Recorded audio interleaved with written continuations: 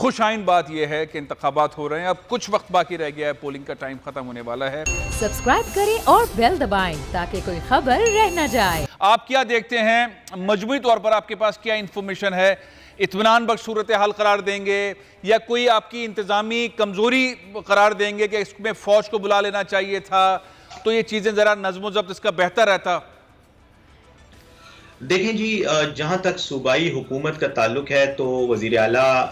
खैबर पख्तूनख्वा महमूद खान साहब ने तो ज़ाती तौर पर इस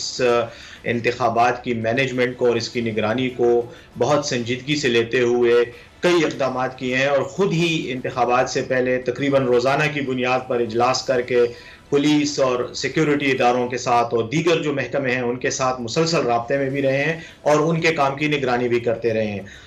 जहाँ तक ये आपका सवाल है या जो आपने अभी पॉइंट उठाया कि ये जो गड़बड़ शड़बड़ हुई है या कुछ हादसे हुए हैं, देखें इंतखाबात में हमारे मुल्क का ओवरऑल अमूमी मिजाज ही ऐसा है कि लड़ाई झगड़े तो होते रहते हैं और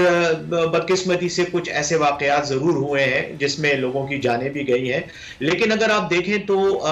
इसमें कई वाकयात ऐसे हैं कि जो शायद ज़ाती दुश्मनी या ज़ाती इख्तिलाफात का नतीजा ज़्यादा है, क्योंकि जिस तरह डीए खान के वाक़े की तरफ अभी इशारा किया गया, वहाँ भी देखें सच कोई सबूत नहीं है कि कोई पॉलिटिकल रीज़न से हुआ है। मोस्ट प्रोबेबली हो सकता है कि कोई ज़ाती बात हो, क्योंकि उसकी फैमिली पे डिपेंड करेगा कि वो उम्मीदवार की फैमिली किसको अब जो है वो चार्ज करेगी। इसी तरह जो बाजवड़ में एक वाक़या हुआ है जिसमें IED धमाका हुआ और एक खुदकुश धमाके की भी इत्तलात आई है, वो इस तरह की चीजें वो बाजवड़ में इसलिए कि अफगानिस्तान के करीब है, तो आपको पता है वहां पर काफी अरसे से ये एक जंगी सूरत हाल रही,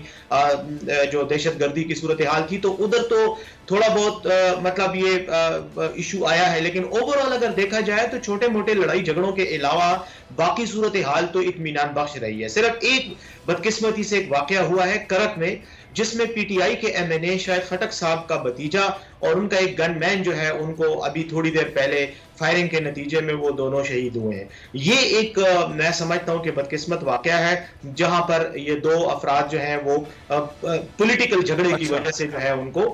ये कैजुअल्टीज हुई हैं। ओवरऑल दूसरी बात जहां तक है, देखें पुलिस तकरीबन 77,000 के करीब अहलकार जो हैं पुलिस के, वो पूरे सूबे में तकरीबन 9,223 पोलिंग स्टेशंस को सिक्योरिटी फराम कर रहे हैं। साथ ही साथ हमने QRF यानी क्विक रिस्पांस फोर्स जो होता है, उस हवाले से FC और आर्मी को भी स्टैंड बाय रखा हुआ है। लेकिन जो आपने पॉइंट उठाया, देखिए सूबाई हुकूमत का काम है अपनी मशीनरी को अलर्ट रखना और उनको फौरी तौर पर एक्टिवेट करना, लेकिन फौज को बुलाने का जो फैसला है वो सूबाई हुकूमत का नहीं है, वो इलेक्शन कमीशन का होगा। सही बात है। अगर इलेक्शन कमीशन रिक्वेस्ट करती, सूबाई हुकूमत को कहती, तो फौज भी आ जाती, लेकिन मेरे ख्याल में इसी से ही अंदाजा होता है कि ओवरऑल सूरत हाल ज्यादा कोई मखदूश नहीं है, इसलिए फौज को बुलाने की जरूरत नहीं पड़ी। अच्छा बैरिस्टर साहब, ये बताइए कि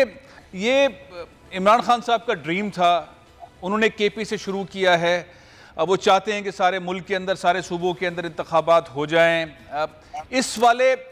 पूरे इंतखाबात का जो आज का दिन है, प्री एंड पोस्ट वाले सिनेरियो के अंदर कौन सी ऐसी इस्लाहात की ज़रूरत है इंतखाबात के इनेकाद में जहां आपने देखा कि ये वीकनेस थी, अगले मरहले में इसको हैंडल कर लिया जाएगा, इसको ठीक कर लिया जाएगा या करना चाहिए?